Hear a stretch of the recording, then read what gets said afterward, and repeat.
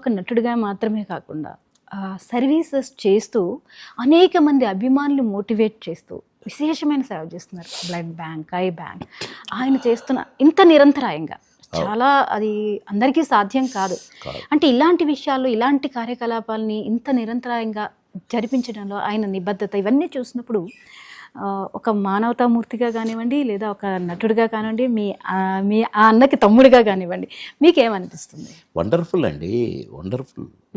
అంటే చిరన్న ఏది చేసినా మనసుతో చేస్తాడని నేను అనుకుంటుంటా.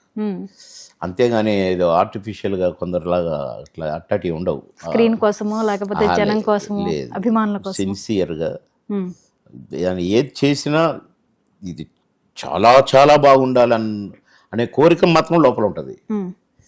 ఏదో చేసాంలే మొక్కుబడిగా అట్లా ఉండదు.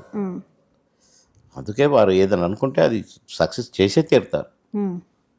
ఈ డ్యాన్సులప్పుడు, ఫైట్లప్పుడు ఎలాగో నిజ జీవితంలో కూడా ఆయన ఏదైనా సాధించాలనుకున్నప్పుడు ఆ నిజాయితీ అలాగే ఉంటుంది.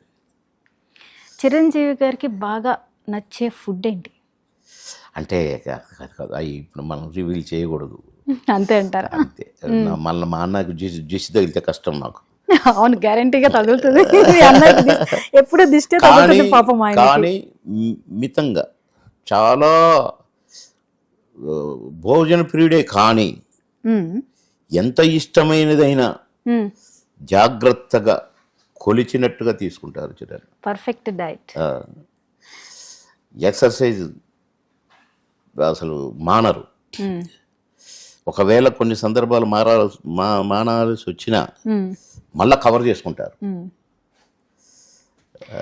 తండ్రి కొడుకుల్ని స్క్రీన్ మీద ఒక మూవీ వచ్చింది, తండ్రి కొడుకులు. అంటే ఏమనిపించింది? తండ్రి కొడుకుని చూసినప్పుడు అందరికీ కూడా చిరంజీవి గారు రామ్ చరణ్ని కంపేర్ చేస్తూ చూస్తుంటారు. చిరంజీవి గారు ఎలా చేస్తున్నారా, రామ్ చరణ్ గారు ఎలా చేస్తున్నారా, తండ్రి కొడుకుని భలే కంపేర్ చేస్తూ